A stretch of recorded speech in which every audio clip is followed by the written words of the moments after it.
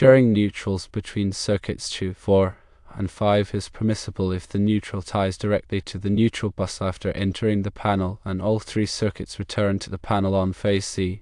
This practice aligns with the National Electrical Code, specifically Article 300.3b, which stipulates that neutrals must connect to the neutral bus or ground bus, and Article 300.3c, which allows conductors connected to the same phase of the system to share a common neutral. Sharing neutrals is a common practice in electrical installations where multiple circuits run in separate raceways. This approach reduces the number of conductors needed and simplifies the installation process. However, several factors must be considered. Firstly, the balanced load is essential. If the load in the circuits is not balanced, a current imbalance in the neutral can occur, potentially leading to overheating. Secondly, the neutral conductor must be sized appropriately for the combined load of the circuits to prevent overloading. Thirdly, ground fault protection devices, known as GFCIs or arc fault circuit interrupters, referred to as FSIs, must be installed on all circuits as mandated by the NEC to ensure safety. Let's delve deeper into the implications of these considerations. The concept of a shared neutral, also known as a multi-wire branch circuit, involves using one neutral conductor to serve multiple circuits originating from different phase lengths of a three-phase power source. This configuration can be particularly useful in residential, commercial, and industrial settings to reduce material costs and installation time. Article 210.4 of the NEC provides detailed requirements for multi-wire branch circuits. It specifies that the neutral conductor must be sized to carry the maximum unbalanced load. The unbalanced load is the maximum net current between the neutral and all ungrounded conductors connected to it. In a three-phase system, the current in the neutral conductor is theoretically zero when the loads on all three phases are perfectly balanced. However, in practice, perfect balance is rarely achieved, and the neutral conductor must be sized to handle the expected unbalanced current. The NEC provides guidelines for calculating the minimum size of the neutral conductor based on the expected load. It is crucial to consider the types of loads connected to the circuits. For example, nonlinear loads, such as electronic devices and LED lighting, can generate harmonic currents that significantly increase the current in the neutral conductor. Harmonic currents are multiples of the fundamental frequency of the AC power supply, typically 60 Hz. These currents can cause overheating and other problems if the neutral conductor is not adequately sized. In such cases, it may be necessary to upsize the neutral conductor to accommodate the harmonic currents. Proper grounding is another essential aspect of shared neutral circuits. The grounding system provides a low impedance path for fault currents to return to the source, which helps to trip over current protection devices such as circuit breakers or fuses. The grounding conductor must be properly sized and connected to the grounding electrode system to ensure effective ground fault protection. The NEC specifies the requirements for grounding and bonding in Article 250. Ground fault protection devices, GFCIs, are designed to detect small imbalances in current between the hot and neutral conductors. These imbalances can indicate a ground fault, which is a dangerous condition that can cause electric shock. GFCIs are required in areas where there is a high risk of electric shock, such as bathrooms, kitchens, and outdoor locations. Arc fault circuit interrupters, FSIs, are designed to detect arc faults, which are dangerous electrical arcs that can cause fires. Arc faults can occur due to damaged insulation, loose connections, or other problems. FSIs are required in many areas of the home, particularly in bedrooms, to protect against arc fault hazards. When installing shared neutral circuits, it is essential to follow all applicable codes and standards. This includes using properly sized conductors, making secure connections, and providing adequate overcurrent protection. It is also important to label the circuits clearly to indicate that they share a neutral conductor.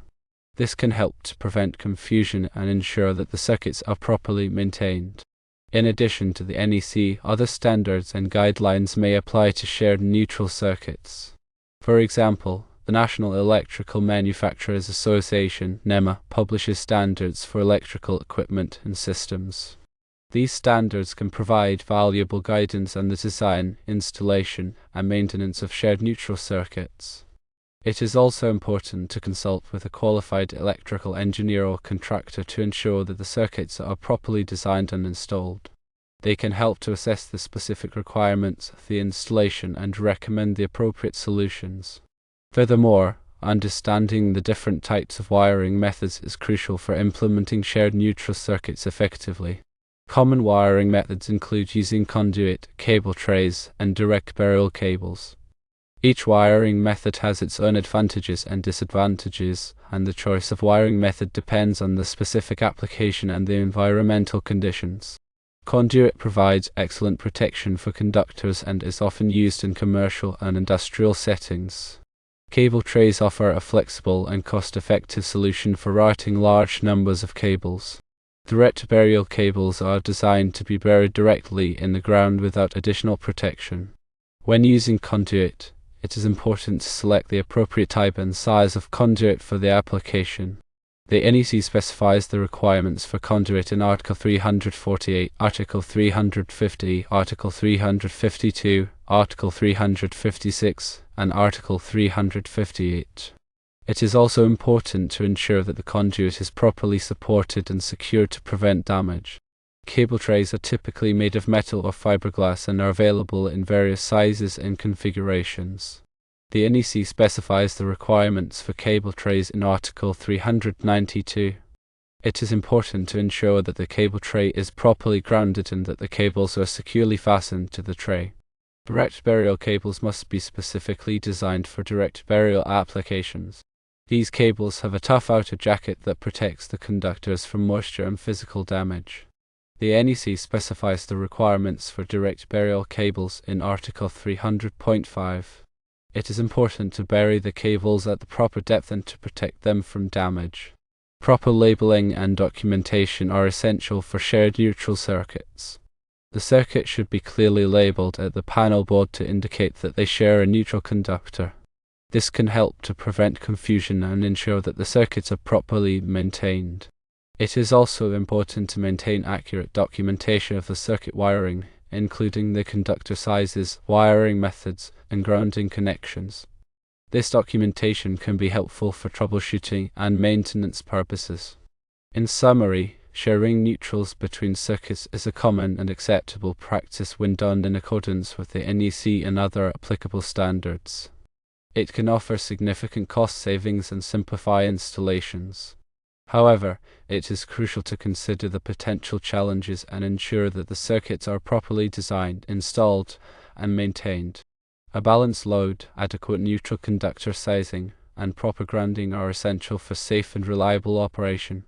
Additionally, the use of GFCIs and FSIs provides enhanced protection against ground faults and arc faults. Consulting with a qualified electrical professional can help to ensure that shared neutral circuits are implemented correctly and safely.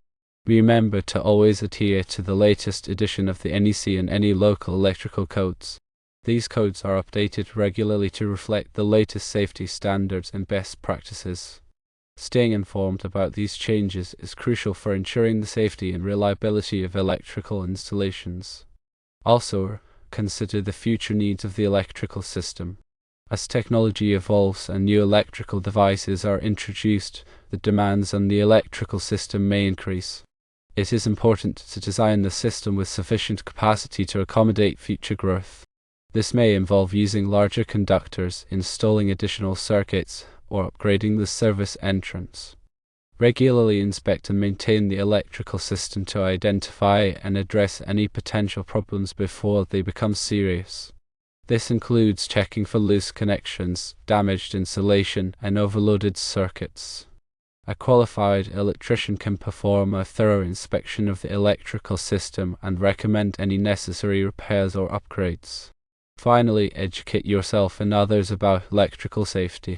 This includes teaching children about the dangers of electricity and how to avoid electrical hazards.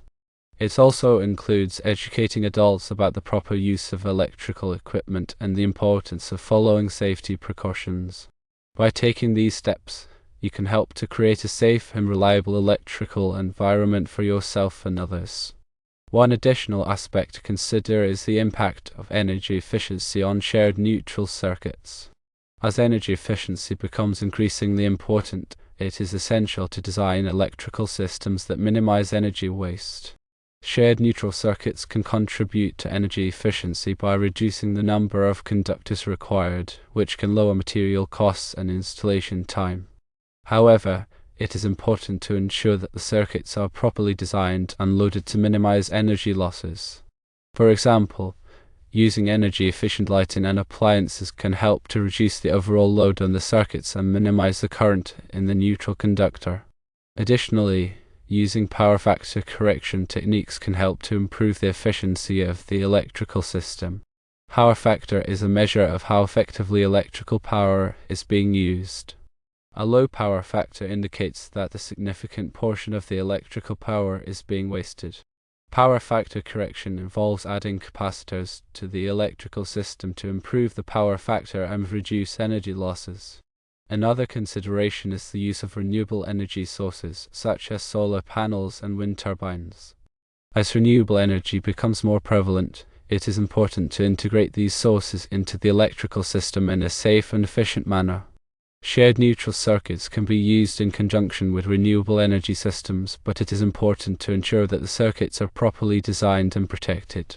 For example, it may be necessary to use surge protection devices to protect the circuits from voltage surges caused by lightning or other events. In conclusion, shared neutral circuits are a valuable tool for electrical installations, but they must be implemented with careful consideration of safety, code compliance, and energy efficiency. By following the guidelines and recommendations outlined above, you can ensure that shared neutral circuits are used safely and effectively to provide reliable electrical power. And, by staying informed about the latest developments in electrical technology and standards, you can continue to improve the safety and efficiency of electrical systems. Remember that electrical work can be dangerous, and it is always best to consult with a qualified professional before undertaking any electrical project. They can provide valuable guidance and ensure that the work is done safely and in accordance with all applicable codes and standards. By prioritizing safety and following best practices, you can help to prevent electrical accidents and ensure the long-term reliability of electrical systems. Let's look more in depth into grounding and bonding. Grounding and bonding are critical for safety. Grounding provides a path for fault current to flow back to the source, allowing overcurrent protection devices to operate. Bonding ensures that all metallic parts are at the same potential, reducing the risk of electric shock. The main grounding electrode conductor connects the neutral bus to the grounding electrode system, which typically includes ground rods, ground rings, or metal water pipes. The size of the grounding electrode conductor is determined by the size of the service entrance conductors. Bonding jumpers are used to connect metallic enclosures, such as conduit and equipment cabinets, to the grounding system. These jumpers ensure that all metallic parts are at the same potential, reducing the risk of electric shock. The NEC specifies the requirements for grounding and bonding in Article 250. It is important to follow these requirements carefully to ensure a safe and effective grounding system. Also, consider surge protection.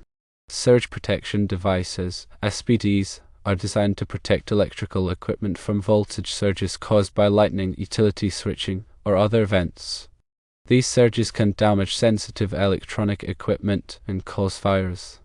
SPD are installed at the service entrance and at branch circuits to protect equipment from surges. The NEC specifies the requirements for surge protection in Article 280.